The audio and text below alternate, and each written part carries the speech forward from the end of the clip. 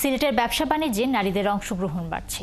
উদ্যোক্তারা জানান, এই অংশগ্রহণে বহু নারী যেমন নিজে স্বাবলম্বী হয়েছেন, পাশাপাশি কাজের জোগাড় করেছেন অন্যদেরও। নারীদের এই এগিয়ে যাওয়ার সাধুবাদ দিয়েছেন জেলা চেম্বার অফ কমার্সের সভাপতি। মুহিত দিদারের তথ্য ছবিতে প্রতিবেদন। নারী উদ্যোক্তা হিসেবে কাজ করছেন ডাক্তার নাদিয়া নুসরাত। তিনি সহ তার পরিবারের 3 জন মিলে নিজস্ব ডিজাইনে গড়ে তুলেছেন হাউস 24 নামের পোশাক হাউস। নাদিরা জানান, 2019 সালে ব্যবসা শুরু করেন তিনি।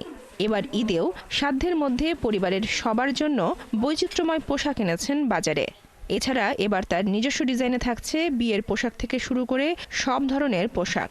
ভবিষ্যতে আমরা দেশের বাইরে, আমি আছি ইউএসএতে, আমার আরও আত্মীয়স্বজনরা আছেন ইংল্যান্ডে, তো আমরা প্ল্যান হচ্ছে ইংল্যান্ডে, অস্ট্রেলিয়াতে, আমেরিকাতে আরও ভালোভাবে আরও সুন্দর করে শোরুম করার। একইভাবে ব্যাংকের চাকরি ছেড়ে সালিমা নুরুল চৌধুরী হয়েছেন উদ্যোক্তা। তার প্রতিষ্ঠানের নাম ওয়াফা কালেকশন। তিনিও জানান, সন্তান সংসার সামলে চাকরি নিয়মিত করতে পারছিলেন না। আগে আমি ব্যাংকে চাকরি করতাম, কিন্তু সংসার 2 বাচ্চা সামলিয়ে আসলে সম্ভব ছিল না চাকরি চালিয়ে যাওয়া।